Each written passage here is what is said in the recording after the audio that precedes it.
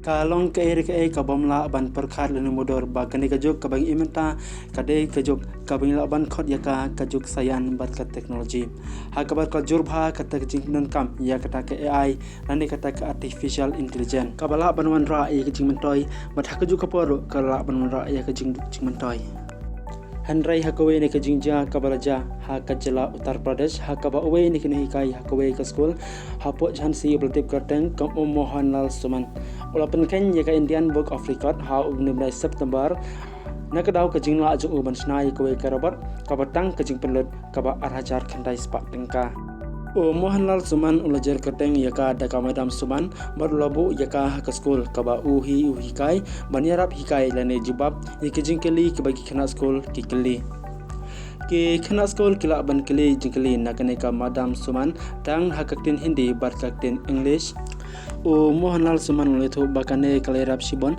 namar hakapor wo persna yakane ka robot ka jing one Skul jongki khana kalong tongkomba 100% handrai menta par kalakot hadu khandai phinyau bar khandai % na kisngi balong class Mohanlal longshusho ba ka madam Suman kala ban jubab ya baro ki jingkeli habaro ki subject nakari Skul bat dakne la pendap ikhna de kejikman ka bakrau namar ba Kylla ban yo ye ki jubab badai nakane का madam Suman विश्व की सबसे लंबी नदी कौन सी है? नमन ने बिल्कुल सही पूछा। विश्व की सबसे लंबी नदी नील नदी है जो अफ्रीका महाद्वीप में बहती है।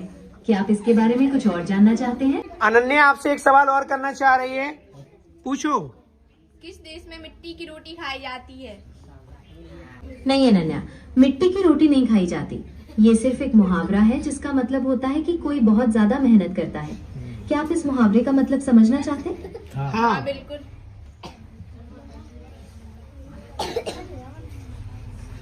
ठीक है, मिट्टी की रोटी बनाना मुहावरे का अर्थ ये है कि कोई बहुत ज्यादा मेहनत करता है अक्सर किसी मुश्किल काम को करने के लिए। बच्चों को पढ़ाई के लिए प्रेरित करने के लिए कुछ अच्छी बातें बताइए।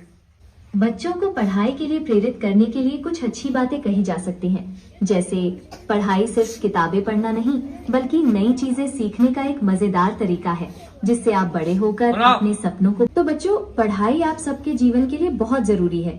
इससे आप नई